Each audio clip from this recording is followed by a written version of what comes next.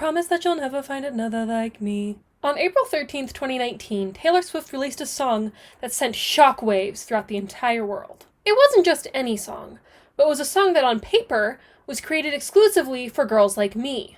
Girls like me. The first single to promote her 2019 album Lover was the song Me featuring Brendon Urie of Panic! At the Disco, stylized as the word me in all caps with an exclamation point. Me exclamation point has a bit of a reputation for being Taylor Swift's worst song. It's on every listicle of her worst songs, and when ranking, it usually takes the place of dead last, if not in the last, 10. And despite the general distaste for it, this song was given a very prominent rollout. It was the first single she released under Republic Records. It had an abstract, bright music video. The song featured another prominent artist. And the song was also a focus in the documentary Miss Americana that debuted at the 2020 Sundance Film Festival. In the documentary, you can see Brendon Urie go, "The band up for 1, 2, 3." And then everyone in the studio is like, "Oh, you sound fucking great, man. You sound amazing." Ooh. Based on watching the documentary, Taylor Swift loved this song. Baby, that's what's gonna be. Holy shit. Or maybe she just thought it would perform well in the charts. Either way, she felt strongly about it in one way or another, and her audience did not respond to it in the way that she may have anticipated. A few months after its release in August of 2019, Swift's team removed some of the lyrics from the song because they were controversial. Fans didn't like these lyrics, they found them to be quite cringy. And what could this controversial line be? Hey kids, spelling is fun! Fans were incredibly outspoken as to how they did not like specifically that line in the song, to the point where Taylor Swift removed it.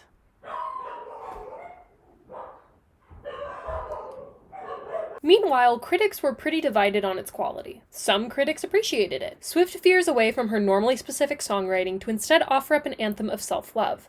I'm the Only One of Me, Baby That's the Fun of Me is about as universal as it gets.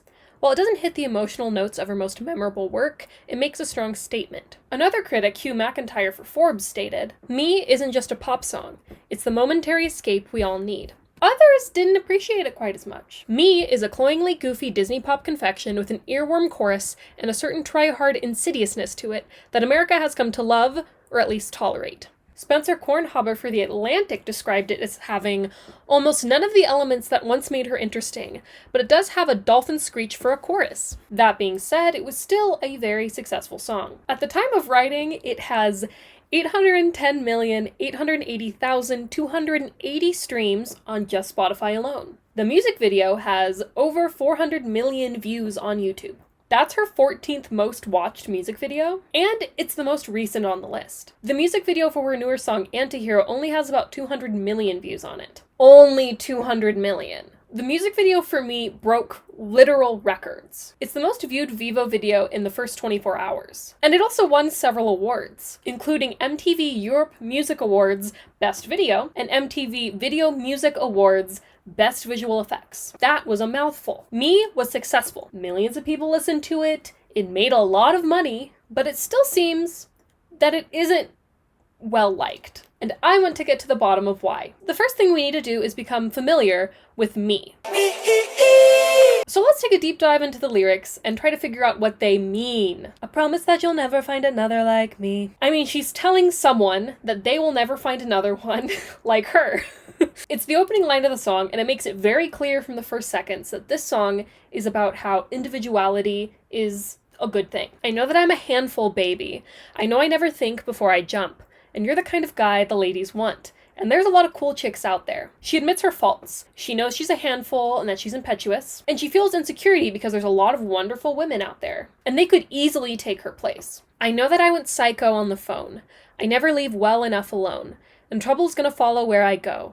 And there's a lot of cool chicks out there. Once again, plainly stating that she can be a difficult person to have a relationship with. The relationship won't be easy, and there's always trouble around the corner. There's also another reminder that there's a lot of cool chicks out there. But one of these things is not like the others, like a rainbow with all of the colors. She's saying that she isn't like those other girls that are cool and great, but she's special. Despite her insecurity and her saying that her lover could find other options to date, she finds that she is something unique. She's like a rainbow with all of the colors. Baby doll, when it comes to a lover, I promise that you'll never find another like me, he, ooh hoo hoo. Continuing off the last point, she tells this lover that they will never find another like her. I'm the only one of me, baby, that's the fun of me. You won't believe it, but this is another reiteration of that same point. She is unique, she is special, and that's what makes her great. It's a point of inspiration in that you might not be perfect, but you are the only one of you. Ee-hee-hee, ooh-hoo-hoo. This might be controversial, but I think she's saying, you're the only one of you, baby, that's the fun of you. Not only is she an individual that is unique and special,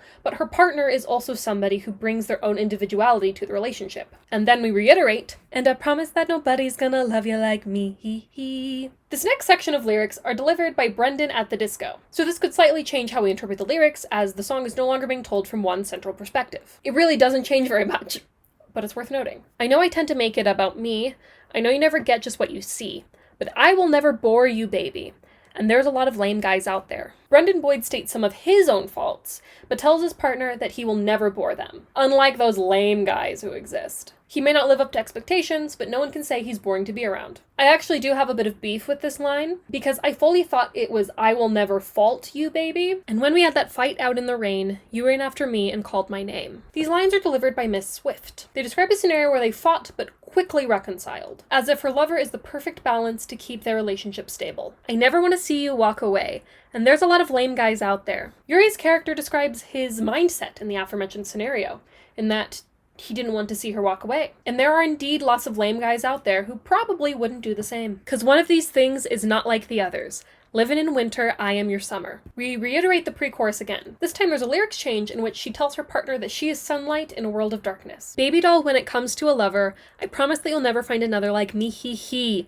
Ooh hoo hoo. I'm gonna let you figure out what that one means. I'm the only one of me. Let me keep you company. He's asking to be a part of someone's life because he's the only one who can fill that role. He simply wants to be there to keep this person company as a friend or as a partner. It isn't a sweeping declaration of love, but a softer request to just spend time together. Ee hee hee, ooh hoo hoo. You're the only one of you. Baby, that's the fun of you. And I promise that nobody's gonna love you like me, hee hee. Yeah, there's more of it. Now we're getting to the bridge. Hey kids, spelling is fun. This was the line that was met with such vitriol by, fans. I personally think it was a real shame Taylor Swift removed these lyrics. Don't kill the part of you that is cringe.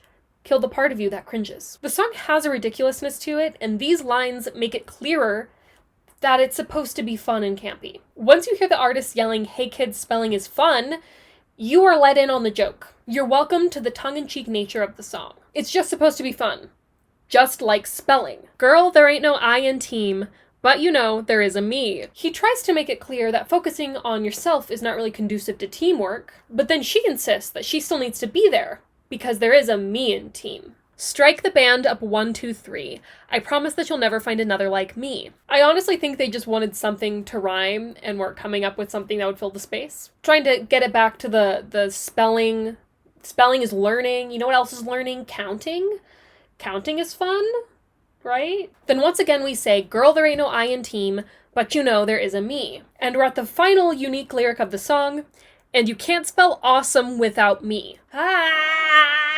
And the rest of the song is just repetition, and you cannot make me hee hee do it anymore. As a whole, the song is very lighthearted, and I think it's meant to inspire confidence. It speaks to uniqueness and being yourself, and how even less favorable qualities like being self-centered or not being very careful still contribute to making you who you are. It's not particularly deep. It does lend a kind of interesting take on confidence as coming from an understanding of self, flaws and all, rather than just a pure proclamation of self-love. Speaking on the song, Swift said, with a pop song, we have the ability to get a melody stuck in people's heads, and I just want it to be one that makes them feel better about themselves, not worse. So, we have now looked at the song stanza by stanza, so let's look at the music video. The video begins with a pink snake slithering along colorful cobblestones, until it attacks the camera, then explodes into a cloud of butterflies. We follow one of these butterflies as it glides through the air to an apartment where Taylor Swift and Brendon Urie are arguing in French. Urie tells Swift she needs to calm down, and she yells back, I am calm! She leaves the room dejected after their argument, then quickly changes expression immediately and sings the first line of the song. She walks down a hallway leading to a ballroom filled with large clouds, including one snake made of clouds that attacks her but leaves her unscathed. Also, when she says there's a lot of cool chicks out there, It cuts to Brendon Urie in front of a wall covered in paintings of chicks, of the chicken variety and of the band variety. She leaves the building in a pastel suit, where dancers join her and they perform choreography. Urie looks down from the window, debating if he should join in on the celebration. He decides and jumps off the balcony in Mary Poppins style, falling down through the sky. It then cuts to someone dressed up as a lame guy when he says that line. Now, Swift is on a giant gargoyle unicorn where her dress makes up the mane, and Urie floats down to join her. The lame guys in this instance are possibly the chicks in drag. I can't really tell, and I can't find any information on the credits of this music video, so if you happen to know, please let me know in the comments. I would love more information, and I just can't seem to find it. Urie offers Swift flowers and then a ring, but she declines both. He then offers her a kitten, and she accepts. Then, Urie opens a latch on his heart, where inside, both he and Swift are dancing in 60s concert fashion with bold clothing. A crowd screams in excitement. Then, it's time for, "Hey kids, spelling is fun!" And we're in a large square where Urie and Swift are danced as some sort of marching band doing choreography. Also, "Me" flies across the screen in bold sparkly letters. Also, the ground sparkles with the word. They run into the crowd, and we transition to them in suits and cowboy boots doing a little dance on rainbow platforms. Finally, they are in a square at night, where Swift is wearing a dress made out of a pastel liquid, and Urie is throwing bursts of this rainbow substance all around. He brings over the umbrella and shields them from the onslaught of CGI rainbow paint, and they sing the last lines of the song. In Miss Americana, Swift talks to Urie about the music video and how she wants it to be comprised of the things that make them both unique. And like whatever makes you, Yeah. you know, it's just like emo kids, theater, dance sequences, La La Land, everything. Nailed it. And like when it's like me, it's like dancers, cats, gay pride, people in country western boots. She wanted it to be about individualism and self-empowerment. There are plenty of Easter eggs to unpack in this music video for Taylor Swift fans, as it was released to tease the new album, but I don't know that this video really lends much to understanding the song. At the beginning, we do see the snake turn into butterflies, so we see a kind of metamorphosis from Reputation to Lover, but I think that's really the only kind of substantial piece we can take from it. It kind of just gets across that same meaning over and over again, being an individual in all of its flaws. And it's fun visuals to emphasize that meaning. I actually do like this music video. The bit at the beginning, I promise that you'll never find another like me, really gives me the chuckles. Now I don't know what that says about me, but it says something. It makes the lack of seriousness really clear. This is supposed to bring joy. This is camp? Attempted camp? Can one even attempt camp? It's hard to say. Not everything in the music video works, and I think especially the last scene does not work for me. The rainbow paint liquid just looks really muted, and to me it looks just kind of gross. My mom says it's fun though, so maybe that's just me. Also, for some reason, seeing Brendon Urie wearing gloves gives me a very kind of intense wave of almost nausea. It's very a fever you can't sweat out. I don't want to see it. But I do understand why this video received accolades and recognition. It's high budget, it's visually stimulating, the song is just so catchy. So why do people hate this song so much? Or at the very least, why do people tend to dislike it and then be very verbally outspoken about it? Way more than her other songs. I personally think it has to do with a few reasons. First off, there's Brendon Urie. There are a lot of people that just don't like Brendon Urie of Panic at the Disco. At the time of this song's release, he was riding high off of the success of High Hopes for a Livin', which entirely transformed Panic at the Disco's image, which was previously of a 2000s pop punk band, but now he had a top charting pop song. It was now pop hit sensation Brendon Urie. Many older fans of the band didn't appreciate seeing it go down this poppy path, as they were really fond of the earlier iterations of it. People who didn't know anything about Panic at the Disco probably just recognized him in the song Me as that guy who made the song that was playing in every single grocery store.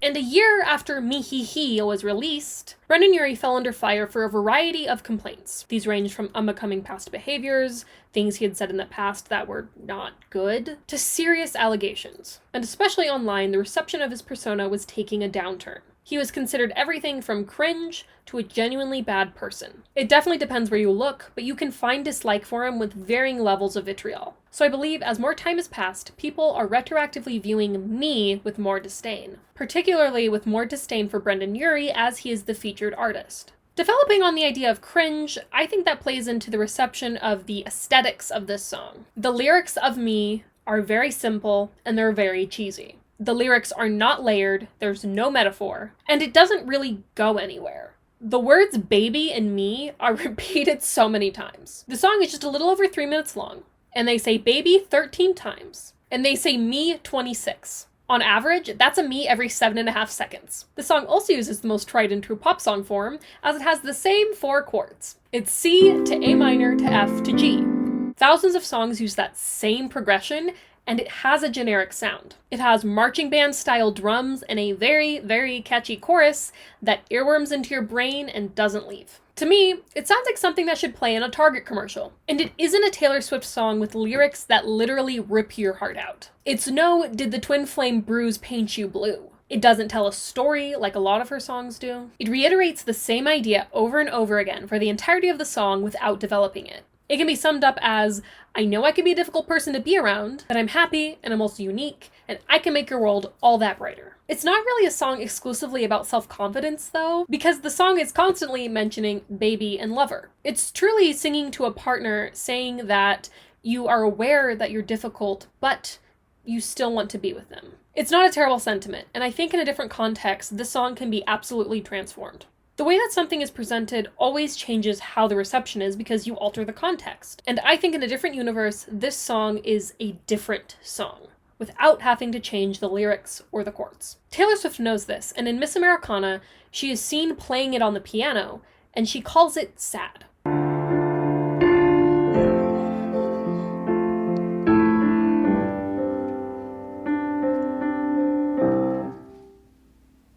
It sounds different than I thought it would on the piano. It almost sounds sadder. It's a completely different song when you strip down the production. She chose to make it a fun anthem, though, as she wanted it to be something that would inspire an audience, which is a nice enough sentiment. However, if we are operating on the assumption that all art needs to be meaningful and layered and complex, it wouldn't take much work to transform this song. I can hear the lyrics as being more desperate, which makes it more interesting. As if you're in love with this person and you can imagine them going on without you, and that is what breaks you down. It's asking somebody to stay even though you are aware that you are a difficult person. You want to overlook everything that makes your relationship hard because you love this person.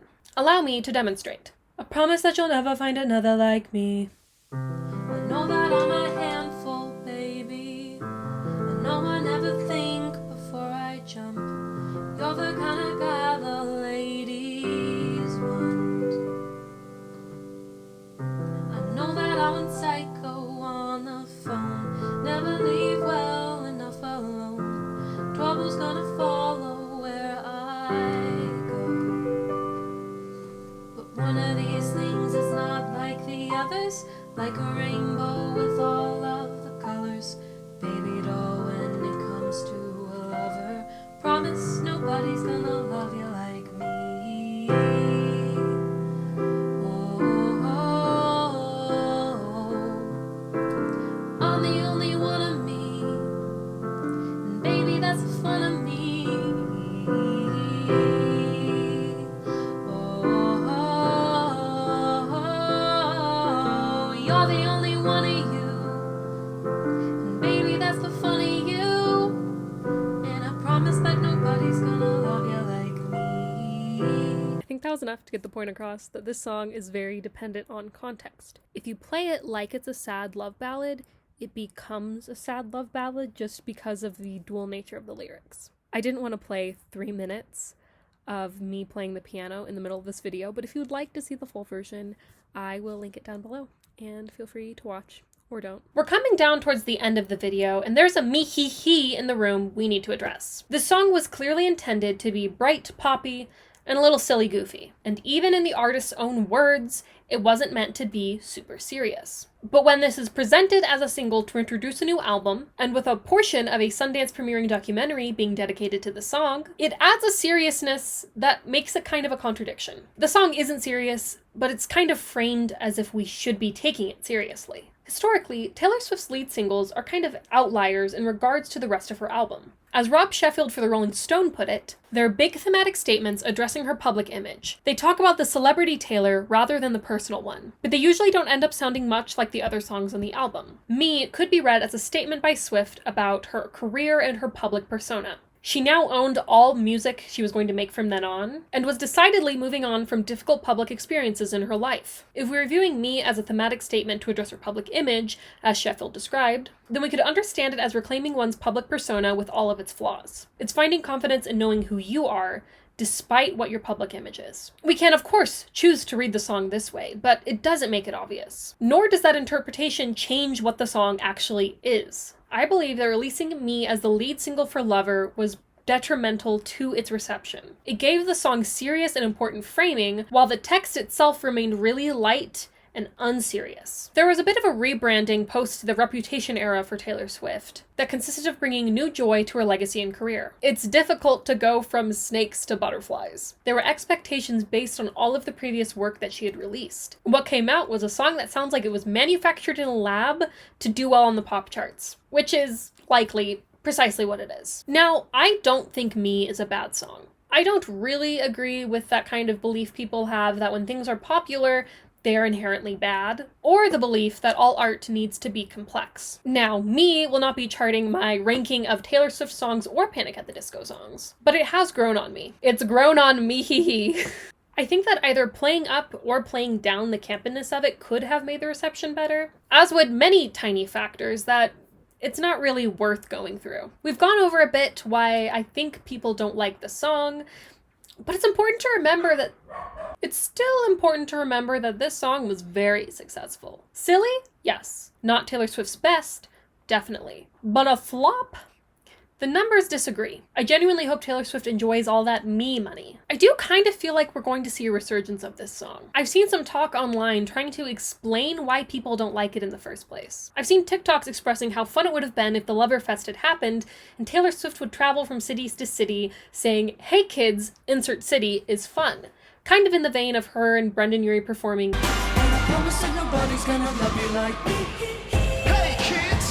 is fun! I was able to attend the Eras Tour this past summer in Seattle, and there was a bit of a Me jump scare. There is no special guest who are stuck with me. It's only me. There's not a special guest. But were you clapping for me?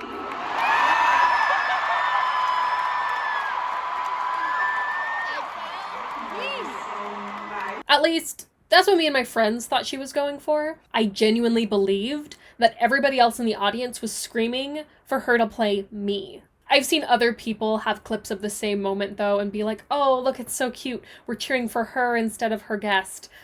So, I don't know. Personally, I was just excited at the prospect of her going, I promise that you'll never find another like me. and I think I know why the prospect of Taylor Swift sitting at a piano saying, "It's only me," made me so excited. The song is so unserious, and that's what makes it fun. When it comes on in the car, I will be singing to it. It's short, it's a weird little thing, it's super catchy, it's a bit of a generic pop song. But who said generic pop songs are inherently bad? Defining art is difficult, and I think a lot of time is spent determining whether something is good art or bad art, or whether something is art in the first place. I don't think the seriousness of the piece of art can really determine whether it's good or bad, and I think that there's a place in the world for all kinds of art. There's even a place for Me Hee Hee. There is a good chance that if you're watching this video, you are absolutely not a fan of the song Me by Taylor Swift featuring Brendon Urie of Panic at the Disco. That's alright. The catchy chorus can blend into annoying really quickly, and nothing about it is very outstanding. The most outstanding part was her saying spelling is fun, and that's gone now. But I do hope that even if it isn't the song Me, there's a little silly piece of art somewhere in your life that is just kind of fun. And that is the end of my Me Hee Hee video. I was wanting to make this for a while because I thought it would be a lot of fun. Well, thank you so much for watching. I hope you had fun. I had fun. What you can't tell as the audience is that my entire head smells like Aussie hairspray right now because we spent like an hour giving me a poof. Isn't that fun? If you enjoyed this, I'd really appreciate a like. I would love to hear your thoughts about the song in the comments down below, and if you like, you could subscribe to my channel. So thank you again for watching, and bye-bye.